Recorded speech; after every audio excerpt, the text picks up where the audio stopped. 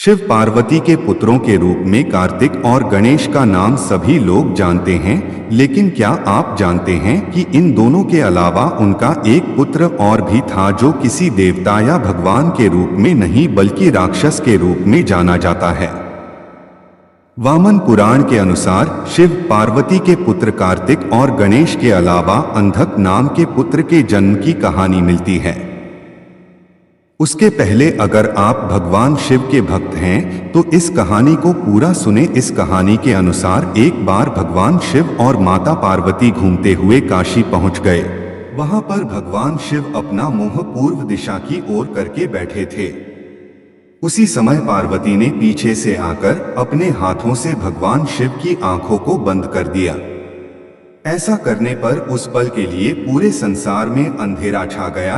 दुनिया को बचाने के लिए शिव ने अपनी तीसरी आंख खोल दी, जिससे संसार में पुनः रोशनी हो गई। लेकिन उसकी गर्मी से पार्वती को पसीना आ गया। उन पसीने की बूंदों से एक बालक प्रकट हुआ। उस बालक का मुंह बहुत बड़ा था और भयंकर था। उस बालक को देखकर माता पार्वती ने भगवान शिव से उसकी उत्पत्ति के बारे में पूछा।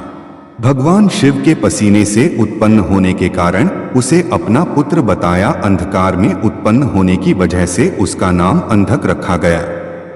कुछ समय बाद दैत्य हिरण्याक्ष के पुत्र प्राप्ति का वर मांगने पर भगवान शिव ने अंधक को उसे पुत्र रूप में प्रदान कर दिया। अंधक असुरों के बीच ही पला बढ़ा और आगे चलकर असुरों का राजा बना। अंधक ने तपस्या करके ब्रह्मा जी से वरदान मांग लिया था कि वो तभी मरे जब वो यौन लालसा से अपनी मां की और देखे। अंधक ने सोचा था कि ऐसा कभी नहीं होगा क्योंकि उसकी कोई मां नहीं है।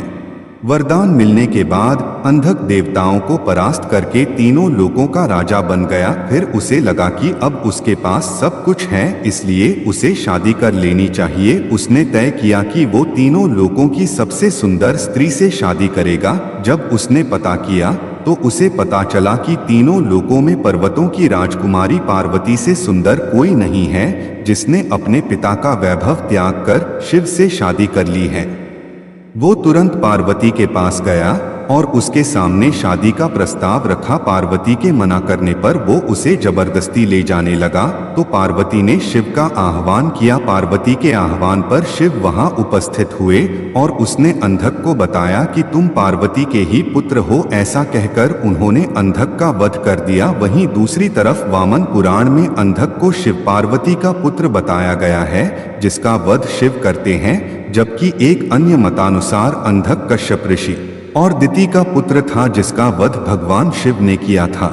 दोस्तों, आपको यह पौराणिक कथा कैसी लगी कमेंट बॉक्स में जरूर बताएं और हमारे चैनल को सब्सक्राइब करना ना भूलें।